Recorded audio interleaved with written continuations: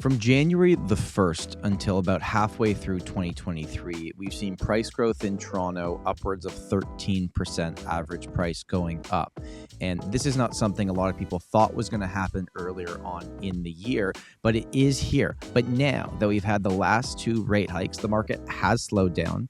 Plus, it's the summer. Plus, the stress test is higher than it's ever been for today's current buyers. And I think a lot of people are asking themselves, well, when are prices going to drop? That's a question I'm going to do my best to answer on today's video. Welcome back to the channel. My name is Tom Storey. And if you've watched my channel for a while, you're going to know that I'm sitting somewhere completely new today. I've escaped the city for my birthday to hang out with my family and some friends. And on the day that I woke up on my birthday, my 32nd birthday, I'm getting old. There's gray hairs everywhere now. I looked at my phone and this channel had just passed 10,000 subscribers. So I just want to say for all of you that watch these videos, that come back, that comment, that reached out to me, that I've had conversations with, I want to say thank you, because I started posting videos on YouTube just so they would show up on my website. That's all I was interested in.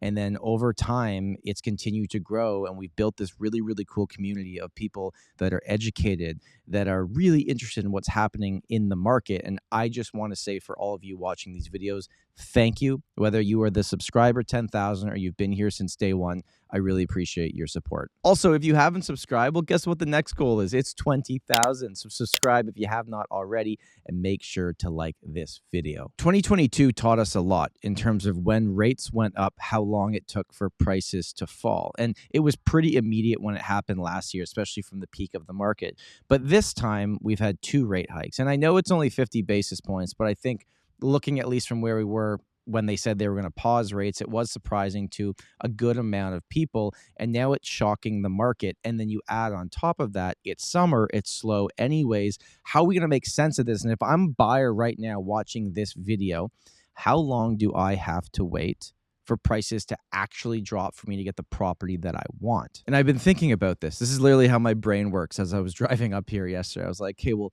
what advice could I give people about what's going on right now? And I'm not talking about speculators. I'm not talking about trying to buy a property and flip it in 6 months. I'm talking about people that want home ownership, have been trying to figure out a way to get into the market. I believe the next 2 months is going to be the transition zone. I don't think we're going to be able to say with certainty what's going to happen with the market based on what happens this summer, because the activity is going to be down anyways. That happens every single year in the summer.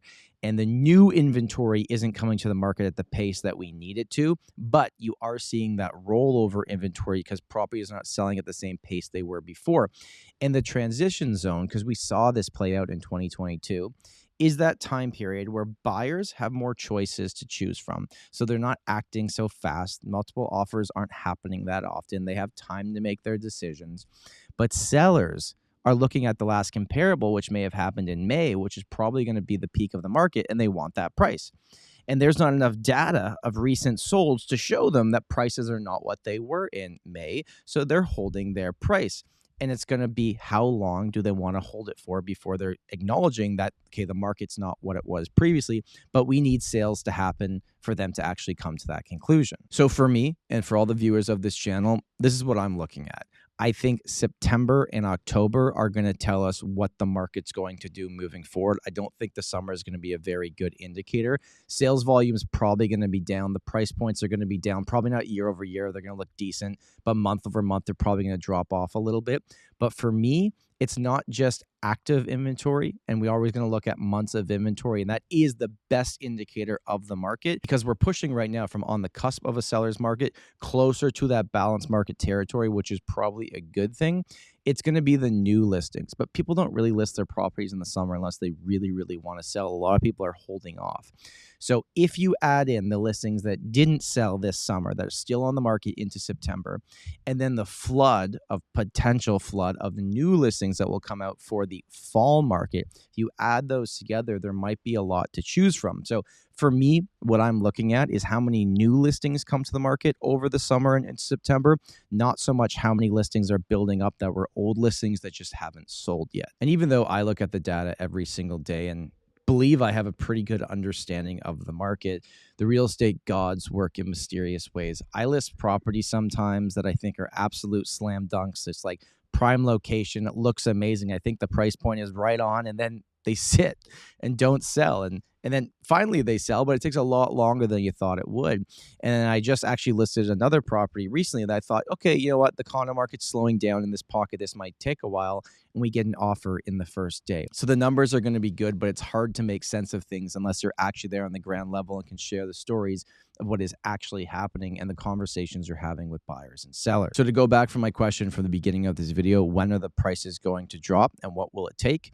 It will take a bunch of inventory that doesn't sell this summer, plus a bunch of new inventory to push us into firmly a balanced out market in the city of Toronto. And then buyers taking their time, making their decisions, and slowly grinding sellers down on the prices. That's when you'll start seeing it. But we're going to need some more data and probably another 2 to 3 months to actually see it in the numbers. I also want to give a quick plug to the podcast channel. Our next 2 episodes are can't miss. And I really am not just saying that because it's our podcast, but I think they're going to be really, really interesting for anyone that's interested in real estate in general. We have an insolvency trustee, which means people that are on the brink of bankruptcy. These are the people that they talk to try to get themselves out of tough situations. And I think you as the viewer is going to find it really interesting to see how real estate ties in to people's financial situations. And then you can make up your own opinion as, is real estate the issue or is it the solution for a lot of people, which is interesting. And then the week after that, we're going all into open biddings. Is open biddings going to save the market, or is transparency going to be good, but not going to help prices at all? And we have Nathan Dart joining us. He's the Senior VP of Sales of an open bidding software called Final Offer. It's already rolled out in the States, and there is a very, very strong chance that it is coming to Canada. So if you're interested in the real estate world at all and everything that's happening, regulations, what could help with pricing, even though we all know it's supply and demand at the end of the day, I'd highly recommend checking out the podcast channel. Thank you for your support. Thank you for getting this channel to 10,000 subscribers. And thank you for helping us build a community where people in the comments are not always going to agree, but hopefully at least we can find common ground and understand where other people's opinions are coming from. My name's Tom Storey, and remember, home is where your story begins.